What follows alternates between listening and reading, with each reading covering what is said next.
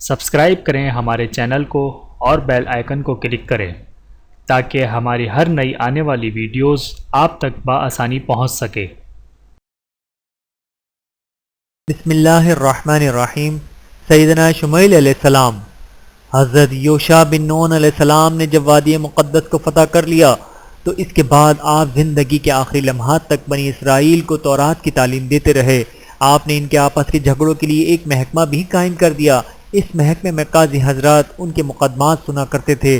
ان قاضی حضرات میں سیدنا شمیل علیہ السلام بھی تھے۔ اللہ تعالیٰ نے آپ کو نبوت سے سرفراز فرمایا۔ بنی اسرائیل کو ہدایت کا کام اب ان کے سپرد ہوا۔ جب حضرت یسوع علیہ السلام کی وفات ہو گئی، مصر اور فلسطین کے درمیان بحر روم میں عمالقہ قوم آباد تھی۔ ان کا ایک بادشاہ جالوت بہت ظالم اور جابر تھا۔ جالوت نے بنی اسرائیل پر چڑھائی کر کے ان کی وادیوں پر قبضہ کرنا شروع کر دیا۔ بنی اسرائیل کے بہت سے سرداروں اور قبیلوں کے بڑے بڑے لوگوں کو گرفتار کر کے باقی لوگوں پر خراج یعنی ٹیکس لگا دیا۔ تورات کی بے حرمتی کی بنی اسرائیل کے لیے یہ درد بہت نازک تھا، اور ایسا اس وقت ہوا تھا جب حضرت یسوع علیہ السلام وفات پا چکے تھے۔ اب بنی اسرائیل کا کوئی نبی نہیں تھا۔ خاندان نبوت میں البتہ ایک غریب عورت تھی، وہ بہت تنگ دستی کی زندگی گزار رہی تھی۔ اللہ تعالیٰ نے بنی اسرائیل پر رحم فرمایا اور اس خاتون کے ہاں ایک لڑکا پیدا کیا۔ اس بچے کا نام شموئیل رکھا گیا۔ آپ حضرت ہارون علیہ السلام کے خاندان سے تھے۔ شموئیل دراصل عبرانی زبان کا لفظ اشموئیل سے ہے، جو بعد میں شموئیل بن گیا۔ عربی میں اس کا ترجمہ اسماعیل ہے۔ شموئیل بڑے ہوئے تو قاضی بن گئے۔ ان کی نیک نامی کی وجہ سے اس پریشان قوم نے ان سے کہا، آپ ہمارا کوئی بادشاہ مقرر کر دیں۔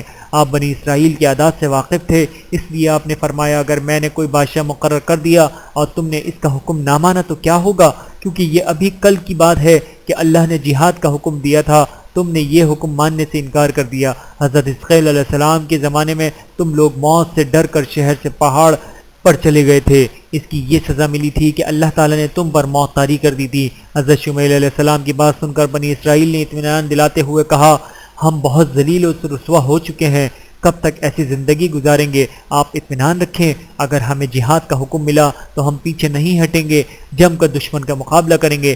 جب انہوں نے پختہ وعدہ کر لیا اور بادشاہ مقررہ کرنے پر بہت زور دیا تو آپ نے اللہ تعالیٰ کے حضور درخواست کی۔ اللہ تعالیٰ نے درخواست منظور کر لی اور انہی میں سے طالوت کو بادشاہ مقرر کر دیا۔ طالوت جسم کے لحاظ سے بھی اور علم کے لحاظ سے بھی ایک مشہور شخص تھا۔ طالوت کا نام سنتے ہی ان لوگوں کا رنگ بدل گیا، یہ بھی نہ سوچا کہ ابھی وہ کیا وعدہ کر چکے ہیں، اور کہنے لگے، یہ تو غریب ہے، یہ کیا حکومت کرے گا؟ آپ کو چاہیے تھا ہم میں سے کسی مالدار آدمی کو بادشاہ بناتے۔ اس پر شموئیل علیہ السلام نے فرمایا، میں تو تم سے پہلے ہی کہہ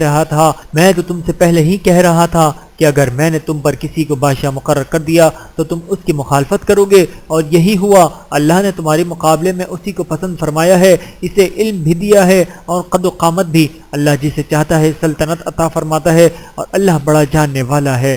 اب بھی وہ قوم اپنی خود سری سے باز نہ آئی اور کہنے لگی، اگر آپ نے اللہ کے حکم سے اسے بادشاہ بنایا ہو تو اس کی صداقت کے لیے ہمیں کوئی نشانی دکھائیں۔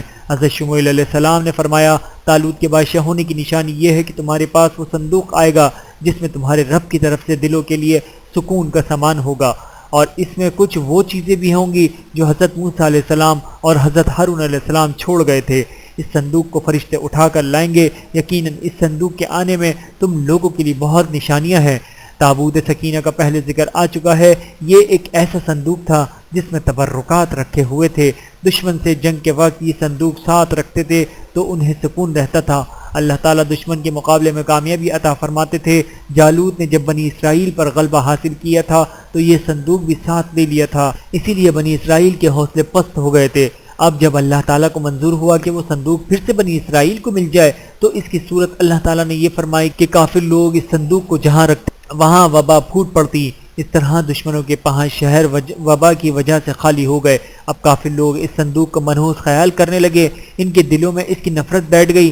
تنگ آ کر انہوں نے اسے 2 بیلوں پر لادا اور انہیں دھکا دیتے ہوئے طالوت کے گھر کے دروازے تک پہنچا گئے۔ بنی اسرائیل نے اس صندوق کو دیکھ کر طالوت کی بادشاہت کو قبول کر لیا۔ اب طالوت نے جالوت سے جنگ کی تیاری شروع کر دی۔ ایسے میں انہیں خیال آیا کہ جنگ بہادر آدمی لڑ سکتا ہے۔ جب وہ جان کی بازی لگا کر لڑتے ہیں تو تب اسی کی فتح کی صورت نظر آتی ہے۔ لڑنے والے بزدل ہوں یا منافق ہوں تو چاہے ان کی تعداد کتنی ہی کیوں نہ ہو، شکست ہو جاتی ہے۔ اس لیے طالوت نے سوچا جنگ سے پہلے ان لوگوں کا امتحان لے لیا جائے۔ امتحان میں جو لوگ کامیاب ہوں گے انہیں ساتھ لیا جائے گا۔ آخر میں طالوت حملہ کرنے کے لیے نکلے۔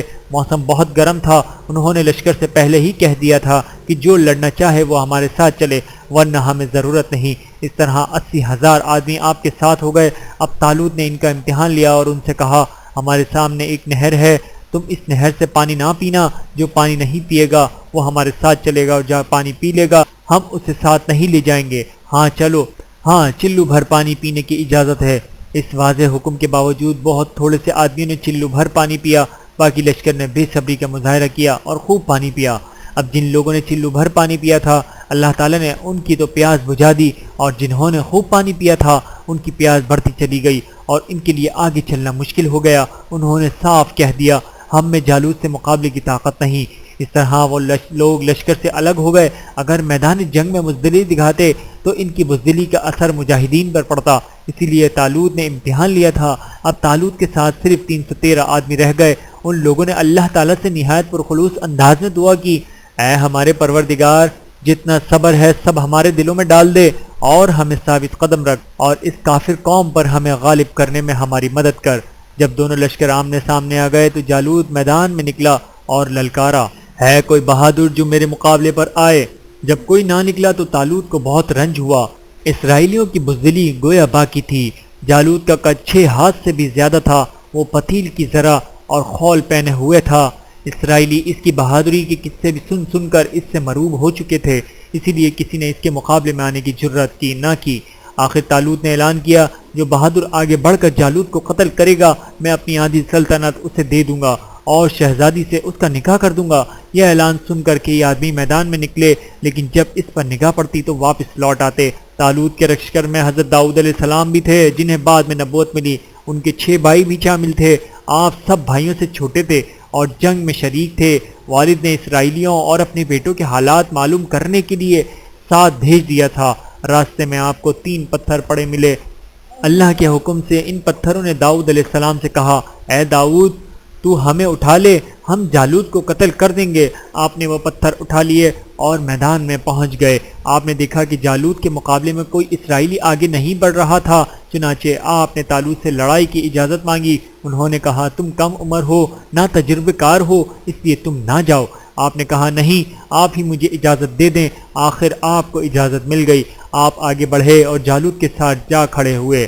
اس نے آپ کو بچہ سمجھ کر کوئی اہمیت نہ دی، کہنے لگا کیوں اپنی جان کے پیچھے پڑے ہو، میرے سامنے سے ہٹ جاؤ۔ آپ نے کوئی جواب نہ دیا اور وہ پتھر اسے اٹھا کر دے مارے۔ اس کا سر پاش پاش ہو گیا، اس کے مرتے ہی جنگ کا پاسہ پلٹ گیا۔ جالوت کے 1,00,000 فوجی میدان سے بھاگ نکلے۔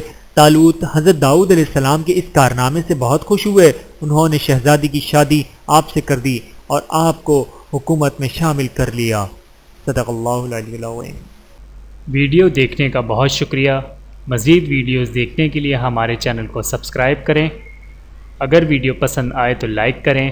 اچھی بات کو دوسروں تک پہنچانا صدقہ جاریہ ہے۔ جزاکم اللہ خیرا کثیرا۔ اپنا اور اپنے پیاروں کا بہت زیادہ خیال رکھیے گا اور مجھے دعاؤں میں یاد رکھیے گا۔ Take care. اللہ حافظ۔